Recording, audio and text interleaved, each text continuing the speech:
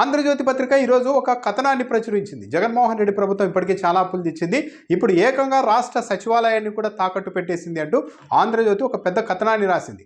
HDFC బ్యాంకుకు రాష్ట్ర సచివాలయాన్ని తాకట్టు పెట్టేసి 370 కోట్ల రూపాయల రుణం తెచ్చుకున్నారు. ఇది అత్యంత దారుణమైన అంశం. రాష్ట్రానికి గౌరవప్రదమైన సచివాలయాన్ని కూడా తాకట్టు పెట్టేశారు. ఇది దారుణం అంటూ ఒక కథనాన్ని ప్రచురించింది. అయితే ఈ కథనం పూర్తి అవాస్తవమని సిఆర్డీఏ ప్రకటించింది. ఆంధ్రజ్యోతి పచ్చి అబద్ధాన్ని ఒక కథనంగా ప్రచురించింది.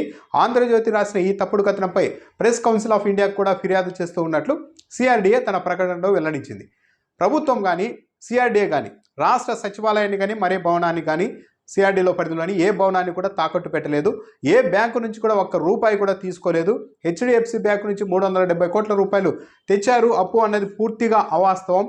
ఎలాంటి రిజిస్ట్రేషన్ కూడా బ్యాంకుల పేరు మీద సచివాలయాన్ని చేయలేదు అని సిఆర్డీఏ వివరణ ఇచ్చింది. ఆంధ్రజ్యోతి మాత్రం ఏకంగా రిజిస్ట్రేషన్ కూడా చేయించేసి హెచ్డిఎఫ్సి బ్యాంకు పేరున 370 కోట్ల రూపాయల రుణం తీసుకున్నారని రాసేసింది.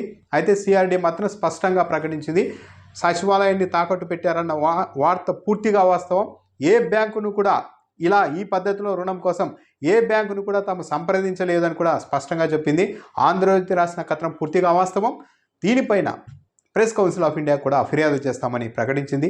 మరి ఇంత క్లియర్గా సిఆర్డీఏ చెప్తూ ఉంటే మరి ఆంధ్రజ్యోతి ఏకంగా రిజిస్ట్రేషన్ చేసేశారు అంటూ ఎలా రాసింది కథనం అన్నది రేపు ఏమన్నా ఆంధ్రజ్యోతి వివరణ ఇస్తుందేమో చూడాలి. ఇప్పటికైతే సిఆర్డీఏ స్పష్టంగా చెప్పింది, పూర్తిగా అవాస్తవమైన కథనం.